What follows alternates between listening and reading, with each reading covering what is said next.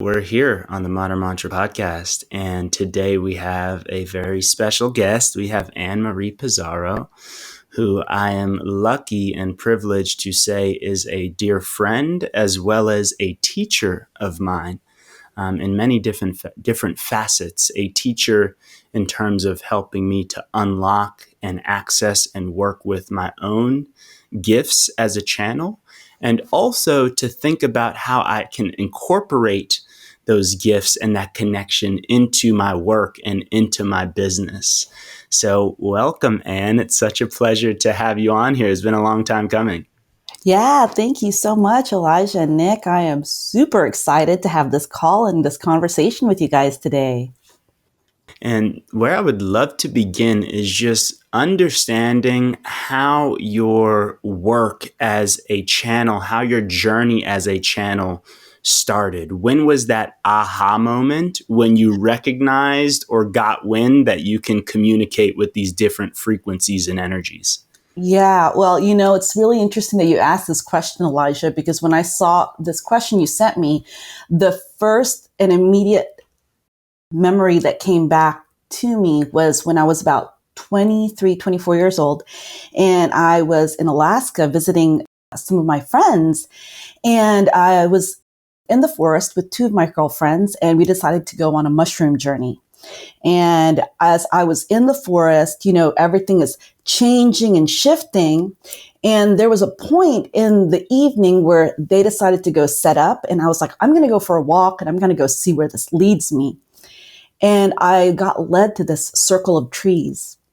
And I remember sitting in this circle of trees. There was this chair that was in the center. And I remember looking up, and inside of this circle, I started to see all these formulas and shapes within this circle. And one person might think, oh, it's because you're on mushrooms, so you're seeing all this stuff. But actually, what I was seeing were light codes, and I started to understand the information. And I sat there for an hour getting this huge download. And after I left that next day, something got turned on.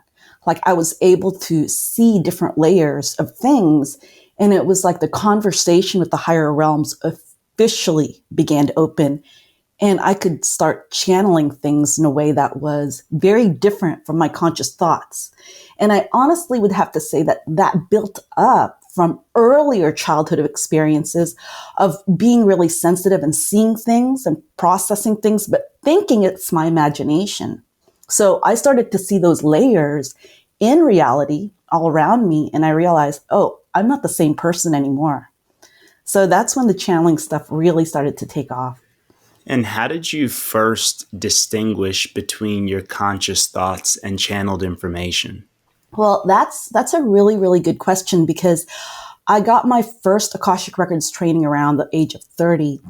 And that's when I realized that my conscious thoughts tend to have a bit of a chatter rule. And the chatter rule, it goes back and forth. It comes up with all these ideas, but it comes from all different areas. Whereas the channeling would come in blips, and it would repeat in blips. And the more that I started to attend to it, the stronger it would get. And so I realized the channel itself had its own dialogue and even dialect, that my thoughts were different. So when I started reading the Akashic Records, that's when I was able to actually separate the two. And it took me years to really get confident that I wasn't the one delivering the information, but I had successfully stepped aside to conduit and pass on the information. And it took trial and effort, trial and error for many years until I realized, I was like, oh, this isn't me anymore. So for a long time, this conversation was, this is me, is this you? Is this me, is this you? Until finally the record keeper said, will you just stop? You're totally getting in the way. You're filtering everything, and you're not trusting what's actually coming through you. That's not you.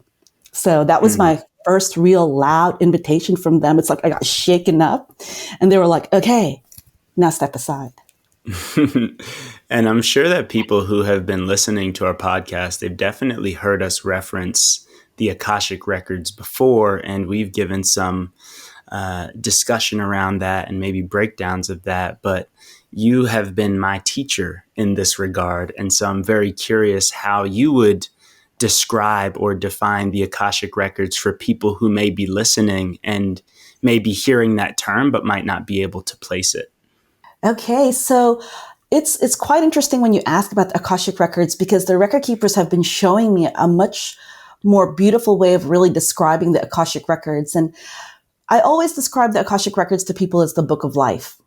And all souls have their own individual book of life. So when we access your book of life, we're not just accessing information for this life. We're accessing your entire soul's history from before this incarnation and even after this incarnation. Sometimes when I tell this to people, they're a little bit lost. So I then say, imagine yourself like a tree. The roots of your tree represent your past life. And if you notice, the roots are interconnected with all these other roots throughout the planet. So this represents all the interconnected experiences you've had with other souls.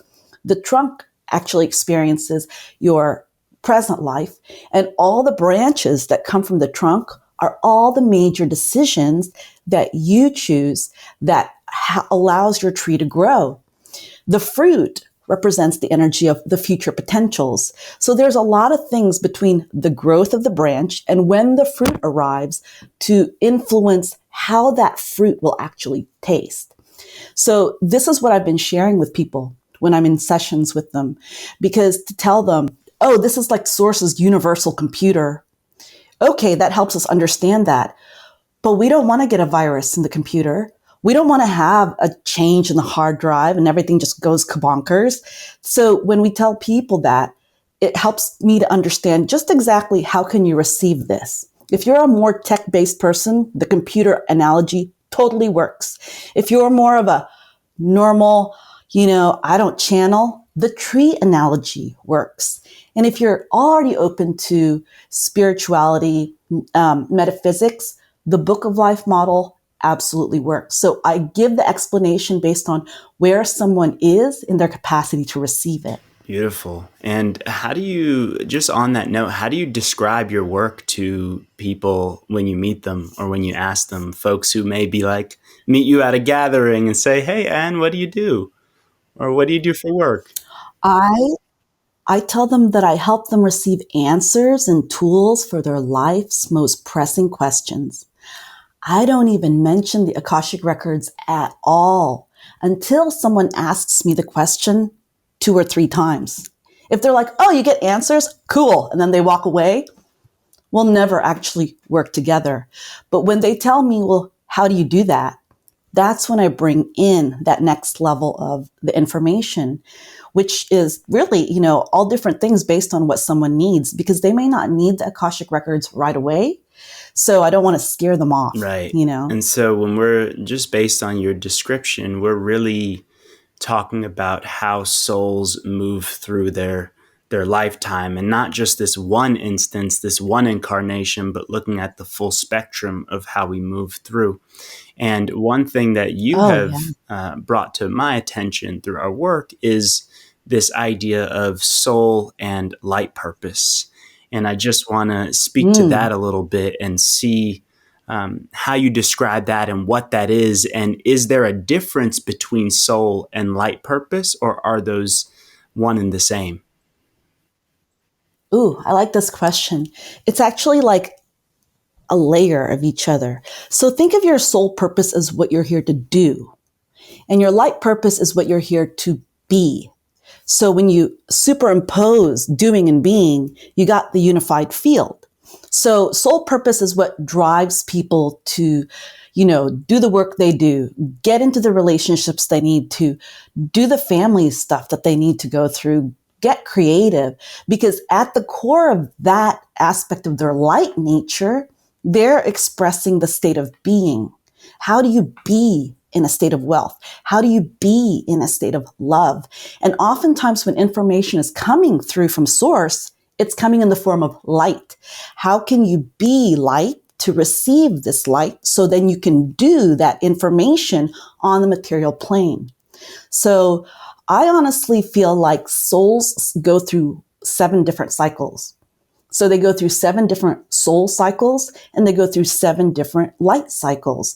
So your archetypal light nature and your soul nature kind of parallel each other, and they walk alongside each other in this life, or each lives. Beautiful. And when we talk about our souls and how they move through, not even just time and space, but move through life in general at a grand scale, one thing that we're really acknowledging in this work is our multidimensional existence, right? And I think that, at least in my perception of what's happening in the world and me keeping up with content that's being created and what people are talking about, it seems like this term 5D has begun to permeate the public consciousness a little bit more. And I get the sense that no one's really giving an invitation or a real definition to what this is and what multidimensionality is. And I think that some of the analogies that you already given are probably so insightful for people. And so when we talk about multidimensionality, I have 2 questions on that. One is, how would you describe multidimensionality, or how would you describe or analogize these dimensions of existence? And then the second layer of that is, are there different dimensions that hold more significance than others? Ooh, well, I'm so glad you asked a really light question, Elijah. I say this because, I have run into people and in my travels, and I will give you a little short story here. I was in Kauai with my daughter traveling in 2012, and we were staying at this Airbnb, and we met this woman, and her words were, "I'm really trying to live in 5D. I want to live in the state of unconditional love where I don't need anything from this world. But can I get a ride into town? Oh, and by the way, since you've got your snacks open, can I have some snacks?" And I'm looking at her going, "I thought you didn't need anything from this 3D world." And that is where actually the fallacy around 3 and 5D happens. There is this desire from people on this 3D plane where when life is so hard, they want to leave it. So they think, oh, if I go into 5D, then I'm going to leave all this stuff that's troubling me. But this is where we actually get disconnected from multidimensionality, because multidimensionality is about acknowledging the existence of all of these dimensions at once. So it's not as if you leave 3D, you go to 5D, then you come back to 3D. It's not like you're going from LA to New York and back to LA. You're in a state where you can be in LA and your consciousness can also be in New York. You can have an awareness of you being in Dubai, and also another aspect of your consciousness in Lisbon, Portugal. That right there in that moment is you allowing your light nature to be multidimensional, because your 3rd dimensional physical nature is here in the moment of now. So that's the aspect that's actually in 3D consciousness. So when we start to look at 5D consciousness, it's about allowing that light self, the light archetype, to superimpose over the soul archetype, to make decisions from a place where it's in total alignment with source. So once we start to bridge multidimensionality, our consciousness expands and we start to release ourselves from karma. If you do this, then this thing happens. Well, when you're living in this multidimensional consciousness, you get a 360-degree awareness of the cause and effect energy, all the different karmic laws, like reciprocity, like patience. So what happens is giving yourself permission to be in these multidimensional states means you can receive different energies or even work with those different states when you're open to it, but you're not letting your conscious 3rd dimensional self influence what's happening in those places. So when you ask, how many dimensional states there are, when I teach elements of channeling and mediumship, I cover 10 different dimensional states. And there are certain teachers who often say that the Akashic Records are located in the 11th dimension. But my friend, nothing is separate. See, we play this game where we say, oh, there are these 10 dimensions. So there's all these separate dimensions and they're existing all at once. So to say that even the Akashic Records only exists in the 11th dimension is actually trying to bring this source consciousness to our level. It exists on all levels, even down to the quantum level, because its job is to constantly record what's happening in those dimensions. So there are these different dimensions. We don't need to be consciously involved in some of those dimensions, like the 7th dimension or the 8th dimension, because if we're pulling our consciousness or our attention there, we're not actually focusing on the moment of now, which is what we are here to affect with this dimension in our consciousness. So I hope that answers your question. I think there's way more dimensions than we can actually name. Definitely. And do you have a sense or a hypothesis on why the 5th dimension seems to be this? Honestly, it seems to me like the most popular one, just in terms of people referencing it on a day-to-day basis. Yes. Is that a cultural phenomenon, or is there some significance to the 5th dimension that makes it permeate the public consciousness a bit more? I think that what's causing this more popularized idea of the 5th dimension is that we're actually 4th dimensional beings. We're not 3-dimensional beings. We're 4th dimensional beings because now we're working with the energy of space.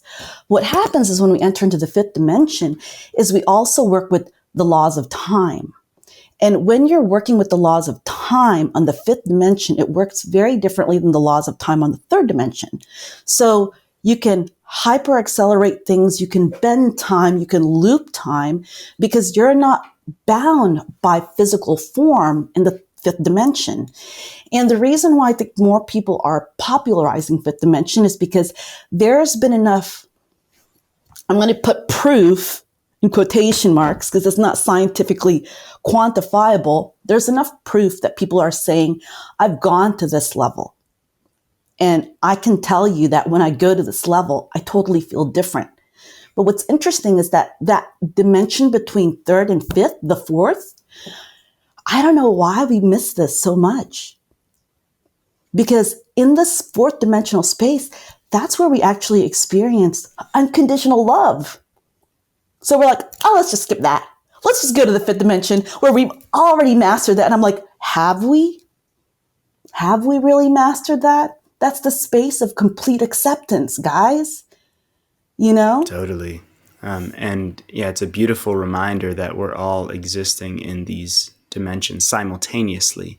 And I love that analogy that it's not that we're traveling from New York to LA to Lisbon, but rather we are existing in these different dimensions of reality simultaneously. And one of the things that you just named that I would like to double click on is bending and looping time. And so just want to understand a bit more what you mean by that and what you understand that to mean, or what you've been shown about bending and looping time. Well, that's the thing that's the most precious thing that we have on earth is the time we have, right? And so when we understand how to actually work with the energy of time, we make time become multidimensional. Right now, the three of us are in completely different locations, and yet we're meeting at a particular synced up period of time to do this. We're energetically bending time to meet at the same time, no matter where we're at. That's freaking phenomenal, you guys. Like 100 years ago, this would have not even been a concept that people could understand. And now we're like this close to teleportation. So when we look at the energy of time, time is actually fluid. So when we look at things that have occurred way in the past, like past life stuff, there's an energy there that still influences now. So let's say there's a lesson that you have around love and acceptance, and you realize, oh, I have this time on earth to actually deal with love and acceptance. So why don't we bend the energy of time and bring all the lessons that I need to deal with now to be able to understand this so I don't waste the rest of my life struggling with this energy. Now, to simplify time bending, I use this all the time when I'm either in traffic or when I'm working with people. It's actually understanding who's in charge of time. And what I've been shown in the Akashic Records is there is a group of beings that are known as the Time Lords.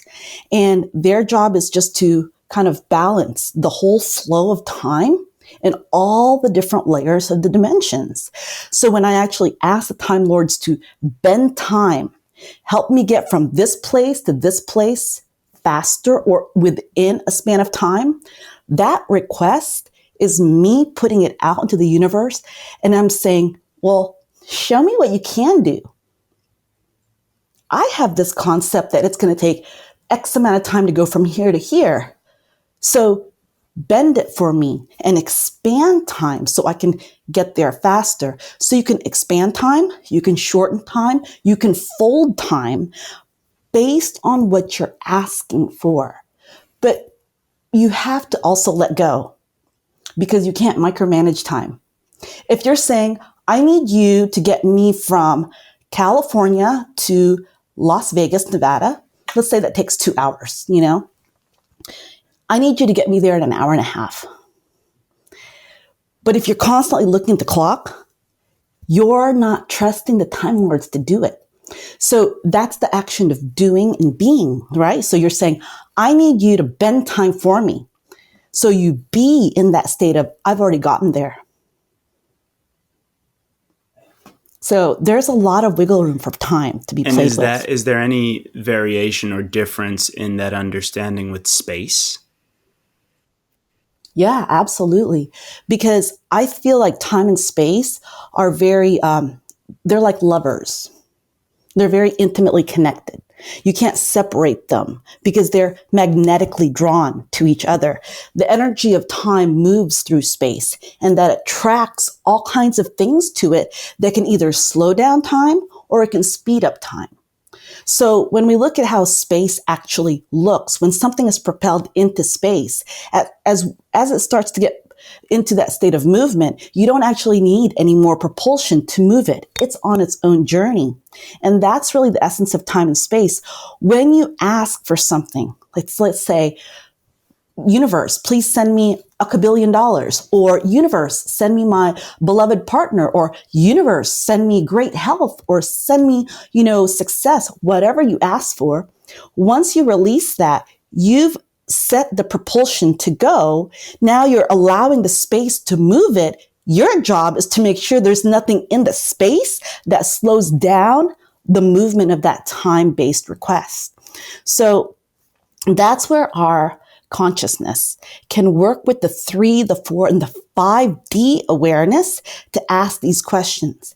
Is there anything I'm doing that could hold up the arrival of this thing in the space energy? Because that's what I can actually influence. I can't really influence time.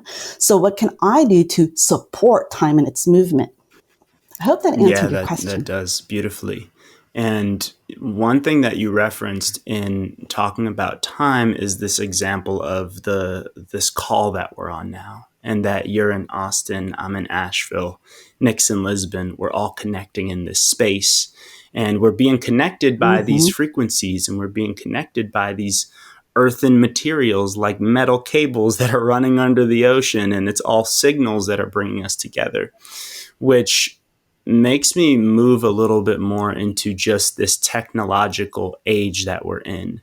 And one thing that I have been understanding a lot more over the past few years, a lot more deeply, is that this is not the first time in history that civilizations are creating highly sophisticated technologies. And when we talk about ancient civilizations and existing distant civilizations, there are lots of incredible technologies that exist and have existed. And so with that understanding, how are you seeing this current time that humanity is in technologically? And just to dig into that a little bit more, one of the questions that we always bring up is, is technology currently being invented, or is it being discovered and remembered? And so I'm just curious to get your take on that in terms of how you're seeing where we're at technologically in this point in time for humanity. Whew, what a big question. And as you were asking that question, I started to see these images fall through like they were flashing really fast. If we think we're so technologically advanced, then we're discounting the past and what it has created to get us to here now. There have been civilizations way more advanced, utilizing tools and materials that are not even from Earth. So this has been a process more of remembering what we can do and what we can access around technology. There are things that are showing up in products now that 10 years ago, when I was doing readings for people, the Akashic Records would deliver these tools to them. Those tools are now here. They talked about things like cryo freezing for years before cryo showed up. They talked about these mats that you could lay on that would decrease inflammation, that would move these lights throughout the body. They talked about these machines that would scan.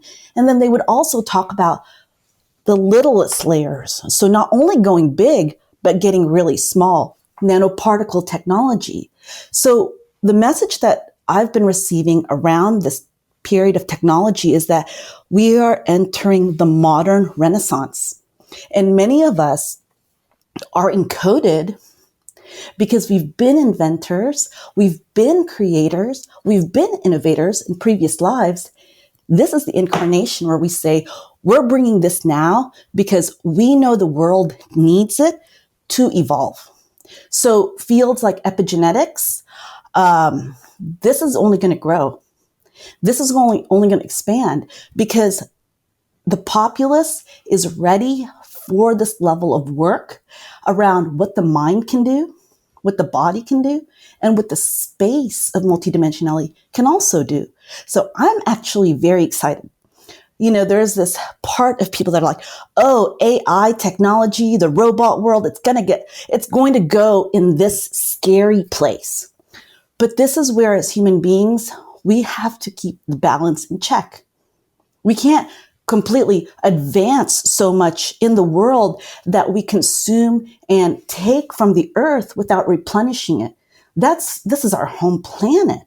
This would not be beneficial for future generations. So I honestly feel like some of these technologies are coming up to help us actually help the earth so that we can continue to evolve, we can continue to grow, and we can continue to become multidimensional because this might be weird, but I honestly feel like the aliens, the ETs that we're looking for are us. We came from another planet to this planet, and we're now trying to leave this planet. So technology is a bridge for us to these other opportunities to experience the world. Yeah, and expanding on that, when I think of technology and when we think of technology, we are, and more so, I'm understanding that all of this technology that we have is based on native components of our universe. Really, when you boil it down, these are based on light, they're based on sound, and we're working with these native components in different ways. And as a programmer, one of the things that I found super fascinating about working with you was taking your masterclass on crystal gridding. And that was the first time that I thought about programming in a way that's not necessarily a MacBook computer, but actually working with these elements that have come out of the earth, that have been building up for billions of years, and being able to program these crystals and work with them intentionally. And so to turn that into a question, I would just love if you can speak to how you work with crystal grids in your work. First, what is crystal gridding, Mhm. and how do you work with that in your work? Thank you. Gosh, that's such a fun question. First of all, I want to share that there is a language that we work with that is connected to sacred geometry, because that language of sacred geometry is the language of the original geometer, which is source, right? So when we look at how to work with crystals and their different properties and what they can do for us, because we are also crystalline in nature. We actually carry crystals in our body, like in our ears and different areas. When we have, say, too much inflammation in our joints, we create uric acid crystals. So we're actually a crystalline being, which is why we're so drawn to these crystals, because they do certain things that can influence our body, our health, and even our home, our environment. So you can't create a crystal grid without actually understanding geometry. And there are mainly two basic types of grids I like to work with. I like to work with the pyramid shape, which is the four corners in the center. And then I also like to work with the star tetrahedron grid, which is a much more advanced grid. And the reason why I create these grids is because they're an anchor point. And anchor points help to radiate a frequency of energy around what the program is. So I create a crystal grid, a basic crystal grid, a pyramid grid in my office to protect the space I'm working with. I even create a grid around my home to protect the entire space of my property. Then when I travel, I'll make little tiny portable grids and I'll just leave them in different places in the world that I feel like might need a little boost, right? There are people who make orgone material and they'll put that next to cell phone towers, electrical generators, big power plants. So when we create these grids, what happens is it starts to create this network all around the earth of these programs that have usually a positive intention. Transmutate any negative energy here, transmutate any toxic energy, transmutate any destructive energy, and put a positive insight or a positive program instead. So when you activate this grid, you are using your intentions, your light program, and connecting to the actual crystalline nature of the grid. You are drawing them together to create that geometrical shape. And then when you expand it, it's a lot like the Merkaba. It becomes a light field. And when you expand a light field, it can take miles. It can surround you with hundreds and hundreds of miles. So I love creating crystal grids because they're fun. Oh my God, they're so fun.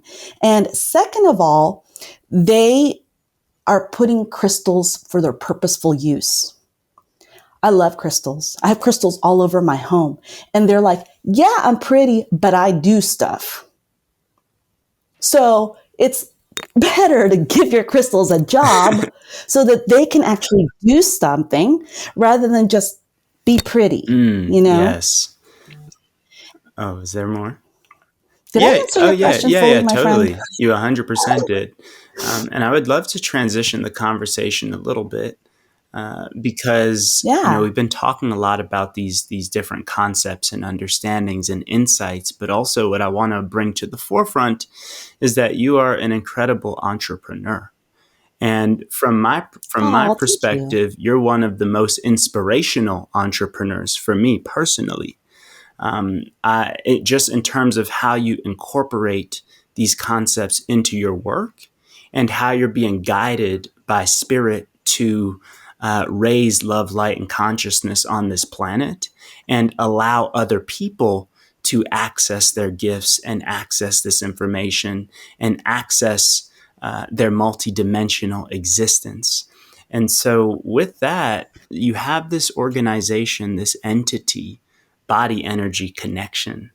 And I would love if you could just speak to what body energy connection is in its current form, because I know that, maybe starting a couple of years ago, you began incorporating this educational component into your work. So Mhm. just want to transition more into Yeah. Anne as an entrepreneur and think about what is body Yeah. energy connection.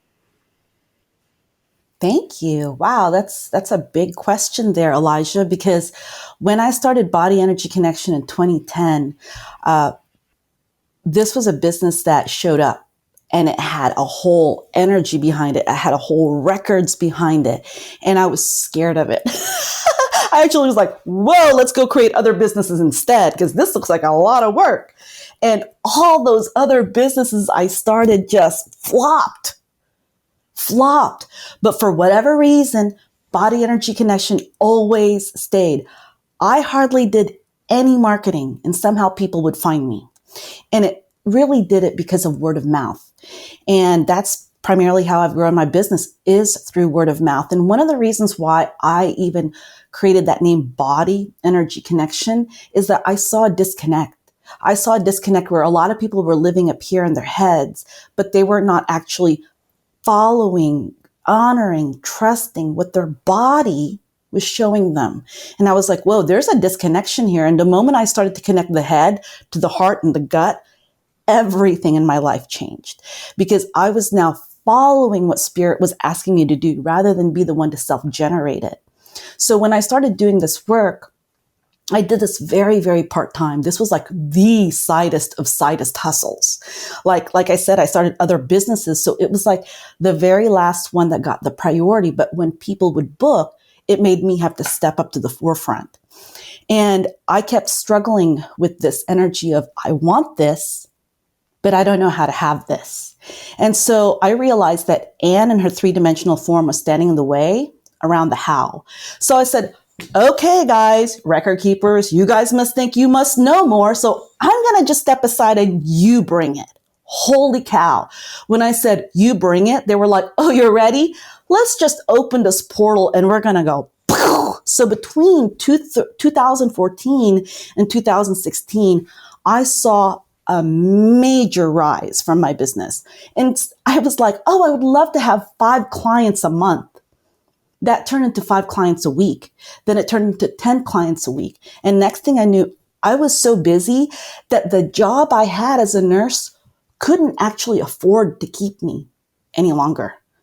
So as I started doing the work, it began to evolve. Starting in 2016, I started hearing from the record keepers, there's just not enough. There's just not enough channels, practitioners, healers, coaches, therapists, guides to help all the people in the world and their problems, their questions. And I was like, yeah, you're right.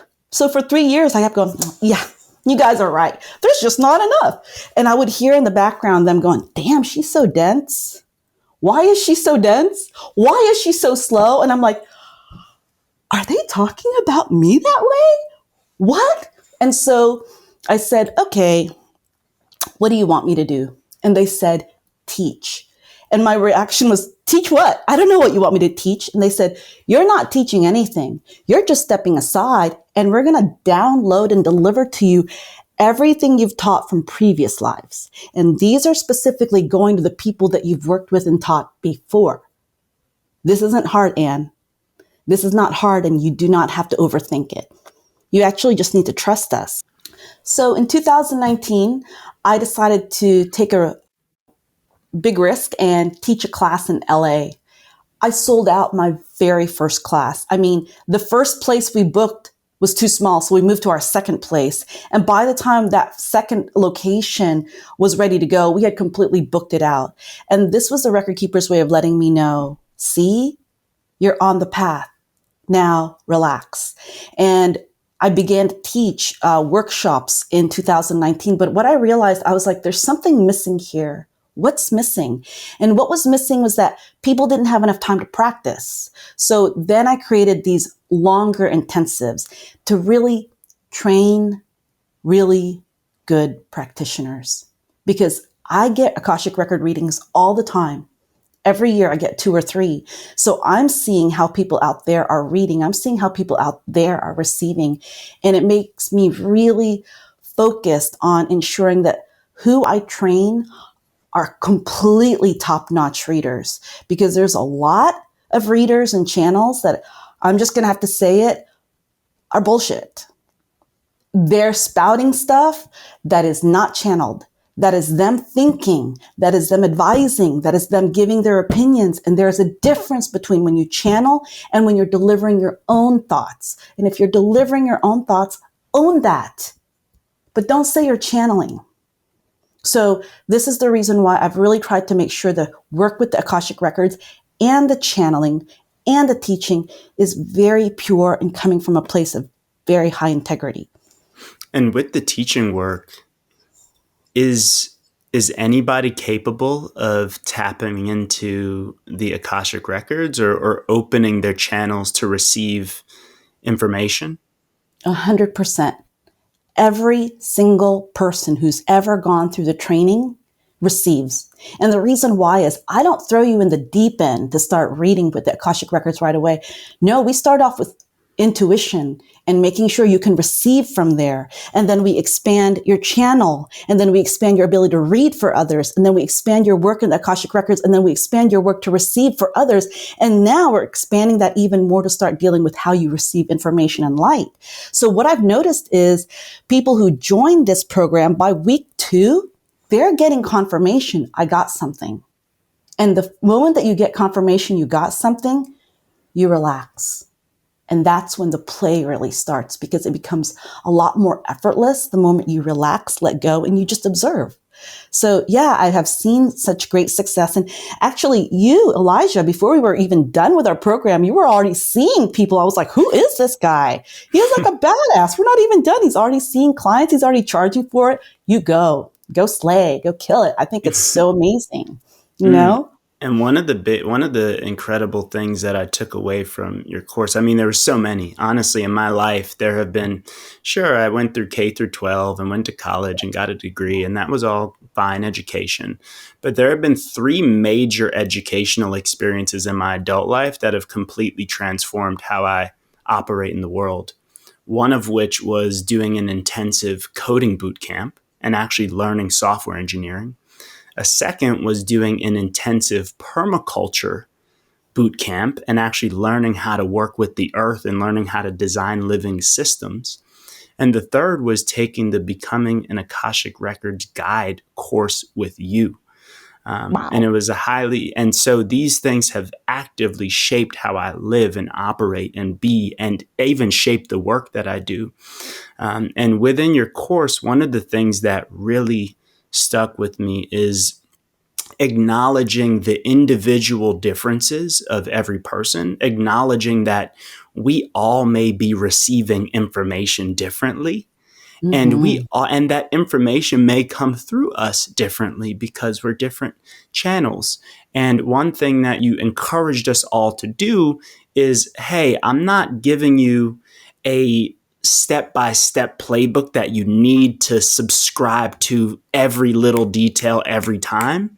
I'm giving you the foundation. I'm giving you the framework to make this your own, to see what your gifts are as a reader and see how that incorporates with what feels natural and what feels good for you. And that has been so transformational for me, because You get to even mold it. beyond our course, it's Mm-hmm. really feeling into this multimodal work that I have begun to step into. And now I'm being trained in Reiki, or I guess just working more with that universal life force healing energy through the body, as well as the Akashic Records, as well as sound and music, and seeing how these all integrate. And one thing that I admire about you is you also have integrated multimodal ways of working with folks. And Yeah. you do something called integrated energy therapy. And you also integrate this with the Akashic Records work. And I would love if you could just speak a little bit to what is integrated energy therapy and how do you bring that together with working with the Akashic Records?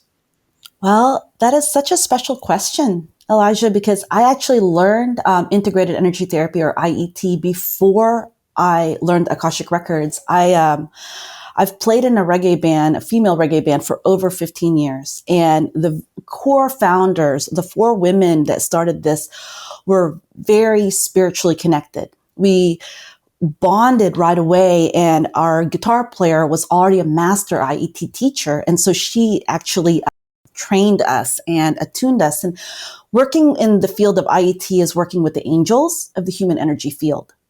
So we're looking at a whole different body of work from the Akashic Records. We're looking primarily at how do we bring the angels in and how do they remove things from a cellular level so that we can now transform this light aspect of ourselves to be these multidimensional beings.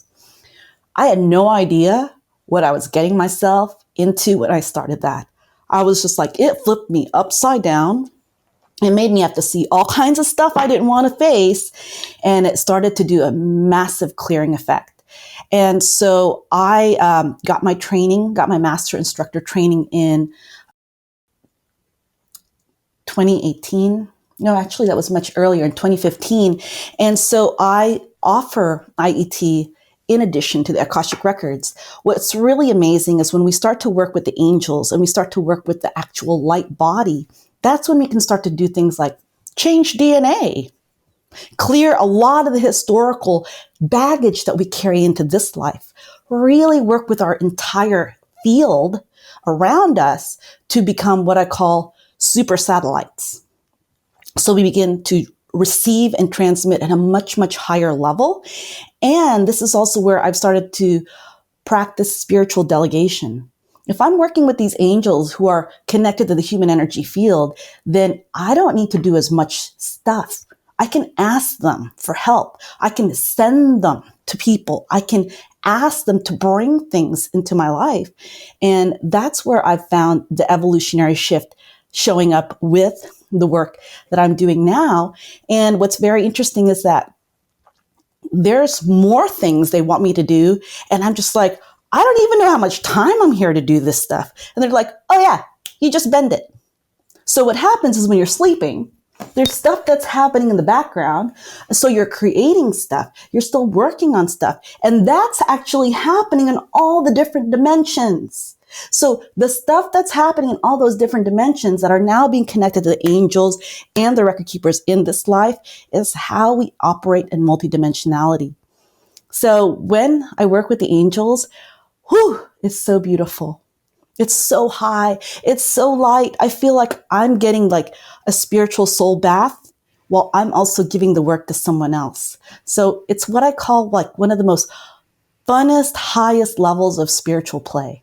And what's the current breakdown with this sort of work that you're doing with people as a reader, as a channel, as a therapist, and teaching and facilitating and growing and nurturing readers and channels? What's that current breakdown in your day-to-day or in your business?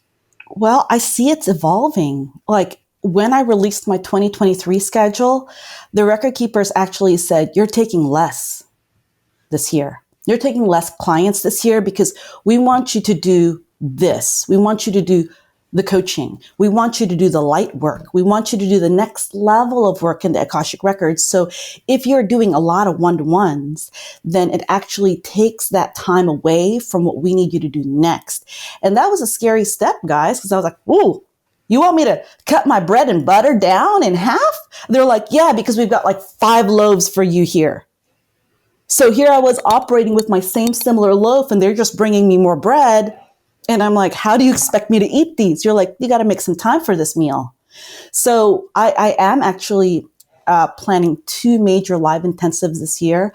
I've softly planned in my calendar to actually go to Los Angeles and teach IET. It's so strange that they want me to go to Los Angeles, the city of angels, to teach the angel work first because it seems like that's where I have the greatest proliferation of clients that come through.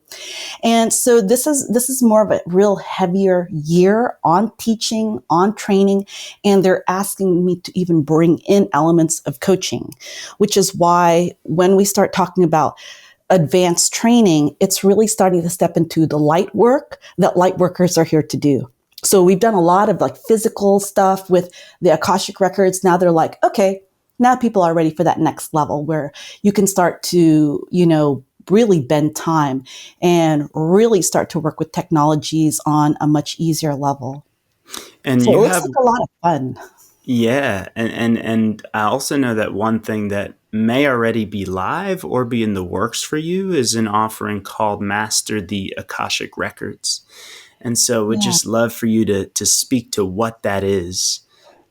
Well, Master the Akashic Records is actually a training program. I consider Master the Akashic Records as the textbook for Become an Akashic Records Guide.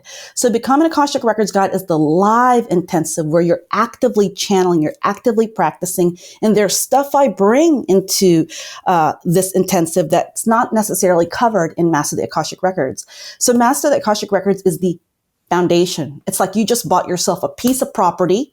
The house is there. Now you get to go through and decorate the home based on what you channel, what you receive. And as you start to work with this foundation of your ability to channel, your ability to receive, then you can start to actually offer this to others. So this is a training program that I've worked on for over a year to really, really strengthen what I call the 3-step method. So Master the Akashic Records is built upon the 3-step method. You're either learning how to connect, you're learning how to align to the information, or you're learning how to deliver that.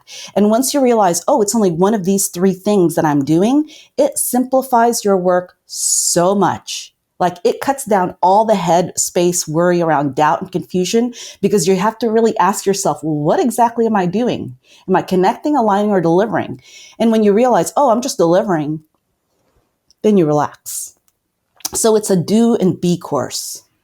Beautiful. And with body energy connection as a whole, what is the most exciting thing about the future of your work with body energy connection?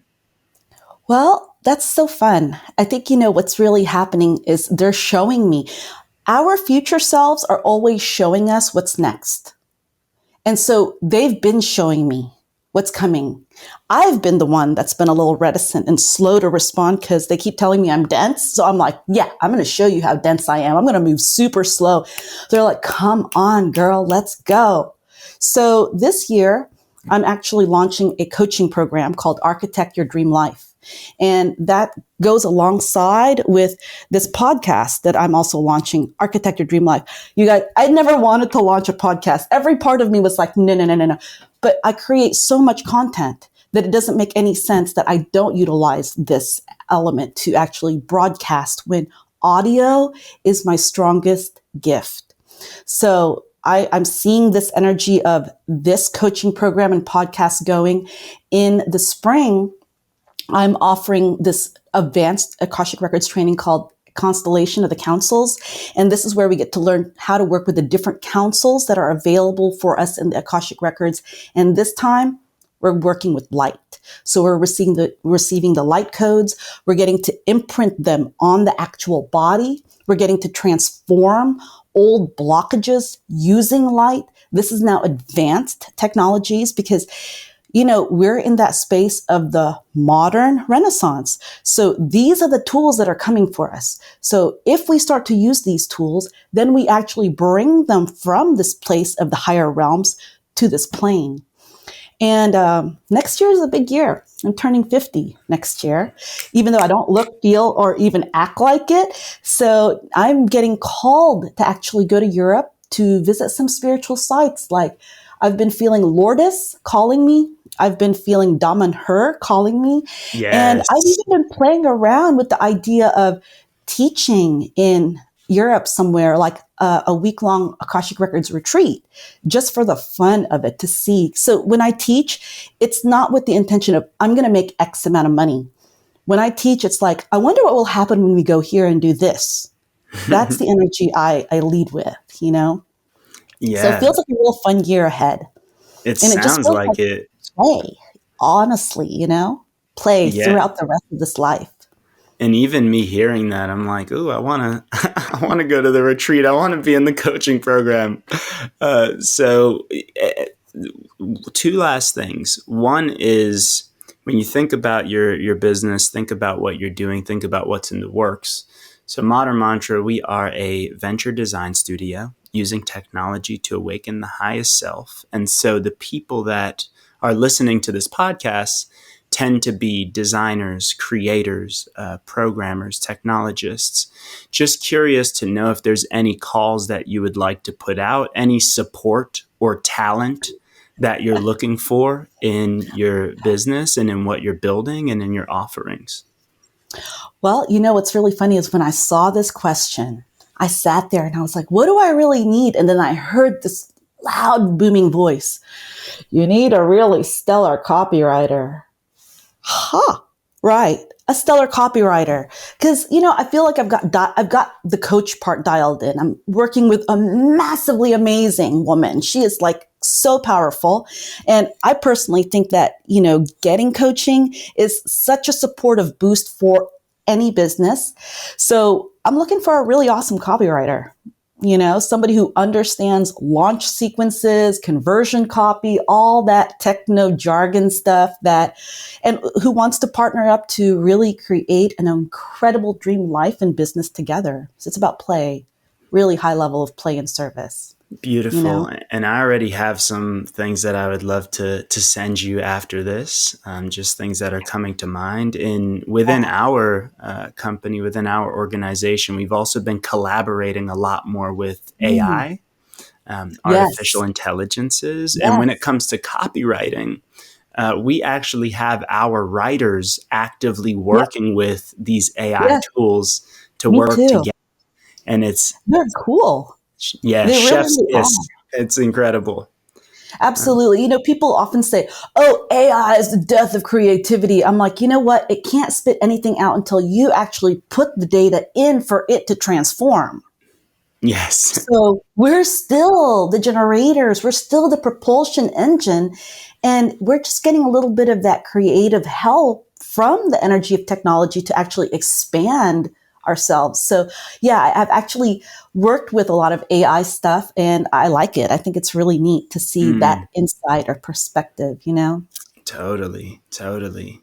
And just looking ahead at, or even presently and ahead at what is currently in the works, what's going to be in the works, you're doing your work as a reader and doing sessions with people. You So also yeah. have the Become an Akashic Records Guide course, which I know there's currently a waiting list for. You have the Master the Akashic Guides, which is essentially this playbook. You're launching this podcast. You're also planning to potentially have a retreat next year.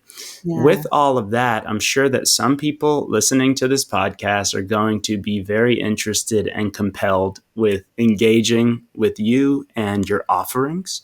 And so, what's the best place for people to find this? And what's the best place for people to reach out if they are that Yeah. copywriter or if they are folks who want to get involved with what you're doing? Absolutely. Well, I am very active in all the different social media channels.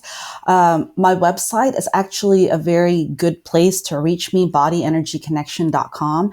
But I actually am more reachable through spaces like Facebook, Instant Messenger, Instagram, and I'm softly starting to explore the world of TikTok. It's still quite foreign to me. So I'm definitely available in my social media channels, or just send me an email at support@bodyenergyconnection.com, because that's the most direct way to reach me. Awesome. Well, thank you so much, Anne. This has really been an honor and a pleasure as a friend, as a teacher of mine, as a business inspiration of mine. So thank you so much for sharing your time, your space, and your presence in all of the dimensions with us today. Thank And you. yeah, really appreciate you and all of the work that you're doing in this world. I appreciate you guys too. Thank you so much for this time together today. Peace.